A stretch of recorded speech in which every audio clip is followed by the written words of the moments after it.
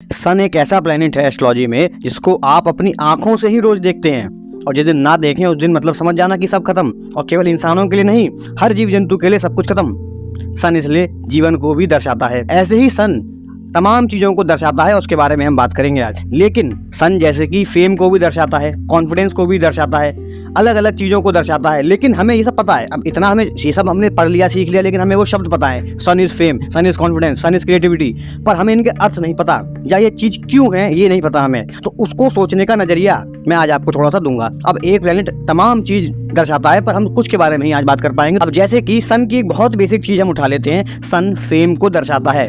अब ये हमें पता है, पर क्यों और इसके पीछे क्या राज है, और इसको मैं कैसे अपने चार्ट पे रिजल्ट के लिए अप्लाई कर सकता हूँ। मुझे अपने चार्ट से कुछ जानना है अब मेरे को, लेकिन ये सब चीजें पता है, ये तो सबको ही पता है कि फेम है, क्रिएटिविटी है, जो मैंने बताया, पर उसका रिजल्ट कैसे पाऊँ मैं अपने चार्ट से। और अगर मैं अपनी बुद्धि से अगर रिजल्ट लगाता हूँ तो मुझे कुछ समझ ही नहीं आता है मेरे, या फिर मेरा जो रिजल्ट है वो गलत आता है। तो मैं आज आपको बताऊंगा कि बेसिक आप अपने चार्ट पे अप्लाई करें इन बेसिक चीजों को, और आपको रिजल्ट मिलेगा अपने ही चार्ट का। आपके ऊपर जो रिजल्ट आ रहा है वो आप देख पाएंगे। तो सन फेम को दर्शाता है, ये बहुत बेसिक चीज है, ठीक है। अब सन फेम को दर्शाता है ये हमें पता है, पर सन फेम को क्यों दर्शाता है अब मैं इसके बारे में बात करूंगा।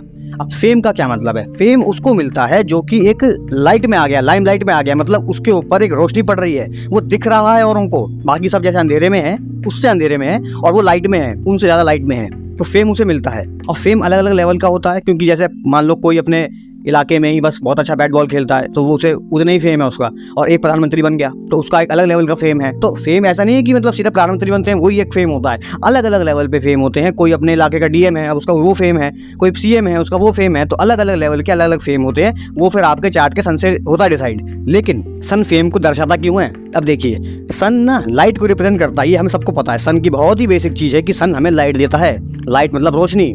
अब जिस पे रोशनी पड़ती है उसे फेम मिलता है, तो एक कनेक्टेड हुआ। अब इस बात को सोचो, मान लो एक बहुत बड़ा खेत है और रात हो रही है, बिल्कुल अंधेरा है एकदम, बिल्कुल कोई दूर दूर तक कुछ नहीं दिख रहा, और बीच में कहीं किसी ने एक खंबे पे लाइट लगा रखी है। आपको उस पूरे इलाके में केवल वो लाइट दिखेगी। ये है सन, ये है फेम। इतना अंधेरा था, आपका वहां कहीं कुछ नहीं दिखा, लेकिन वो जो लाइट है वो आपको दिखेगी ही। आप चाहे वहां से अपनी आंखें हटाने की कोशिश करना, पर आपको दिखेगी ही वो लाइट। तो ये है वो सन, जो सन दिखता ही है। सन का प्रभाव इतना होता है कि दिखता ही है। अब जैसे कि सन यहाँ पे रोज उगता है हमारी धरती पे, हमें दिखता ही है, या फिर इसका प्रभाव हम पे पड़ता ही है। हम ऐसा नहीं सोच सकते कि मैं तुम्हें नहीं देखूंगा, आप उसके नीचे ही रह रहे हैं। सन अथॉरिटी होता है इसलिए क्योंकि आप उसके नीचे ही होंगे, सन से आप ऊपर नहीं होंगे। सन पूरे ग्रहों का भी राजा है, अलग अलग चीजों को सन दर्शाता है। तो ये फेम और लाइट आप समझिए, जिसको लाइट मिलती है उसको ही फेम मिलता है, और लाइट मतलब सन की लाइट। अब एक और चीज, जैसे मैंने बताया था कि सन अथॉरिटी को दर्शाता है, सन अथॉरिटी को क्यों दर्शाता है इसको हमें थोड़ा समझना होगा। अब जैसे देखो, सारे जितने ग्रह हैं उन सबको सन बांध के रखता है। ये हमें शायद, अब ये हमें थोड़ा सोलर सिस्टम के बारे में थोड़ा सोचना पड़ेगा। इमेजिन करो, जो सन है वो बीच में है और बाकी सारे ग्रह उसके इर्द गिर्द हैं, और वो सब सन की वजह से ही इर्द गिर्द हैं।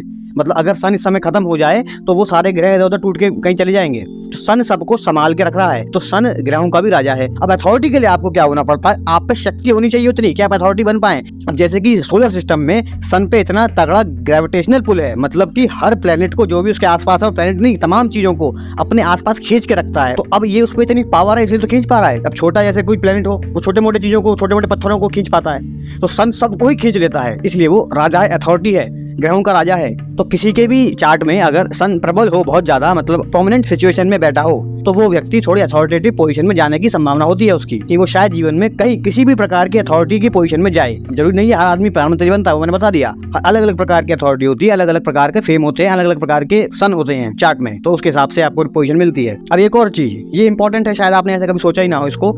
सन एक और चीज को दर्शाता है, वो है इन्फ्लुएंस। मतलब सन हमें इन्फ्लुएंस कर लेता है अपने प्रति कि ये आदमी ऐसा कर रहा है, मैं भी ऐसा करूं। इस चीज को सन दर्शाता है।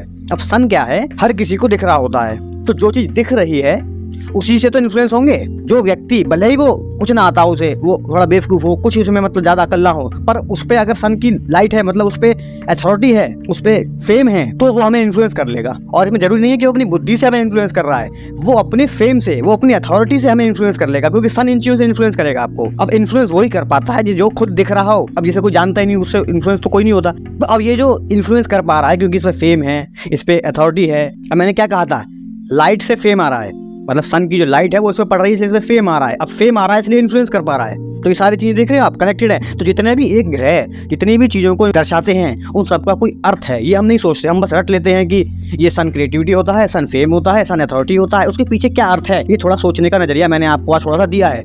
अब इन चीजों को हम चार्ट पे कैसे लगाएं, थोड़ा सा मैं आपको इसका बता दूंगा। सारे हाउस के बारे में आज नहीं बात कर रहा, एक दो के बारे में बता दूंगा, उसको आप समझ लें। अब मान लो सन फर्स्ट हाउस में बैठा है। अब मैं यहाँ पे नक्षत्र और राशि नहीं ले रहा हूँ फिलहाल, पर सन मान लो आपका फर्स्ट हाउस में बैठा है, तो इसका बेसिक क्या रिजल्ट आएगा। अब जो फर्स्ट हाउस होता है वो आपके सेल्फ का है, आपके ये फोरहेड के एरिया का है, आपके सर का है, आप खुद हैं वो, आपका शरीर है वो। तो सन फर्स्ट हाउस में पहले एक तो बहुत बेसिक चीज है, सन हीट को दर्शाता है।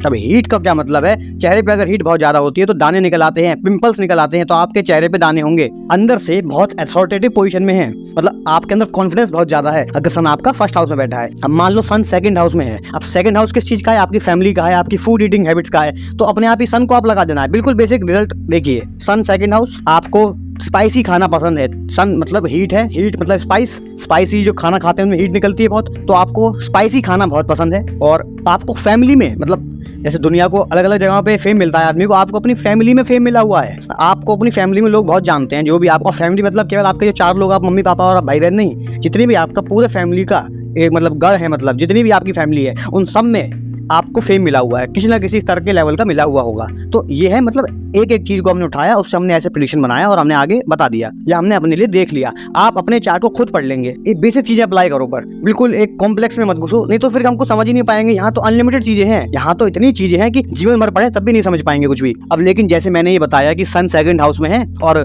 तीखा खाना पसंद है, अब इसमें क्या होता है, बहुत सारी चीजें इसे देखनी पड़ती हैं, क्योंकि हर चीज से रिजल्ट आ रहा है, हर चीज अपना इफेक्ट डाल रही है चार्ट में, तो कोई भी चीज फालतू में तो है नहीं। तो अगर वहाँ पे कोई साइन है, कोई नक्षत्र है अलग, तो उसका रिजल्ट थोड़ा मॉडिफाई हो जाएगा, बदल जाएगा, पर बेसिक सिनेरियो यही रहेगा। तो इन चीजों को, जो मैंने चीजें बताई हैं, इनको आप अपने चार्ट पे अप्लाई करके देखें।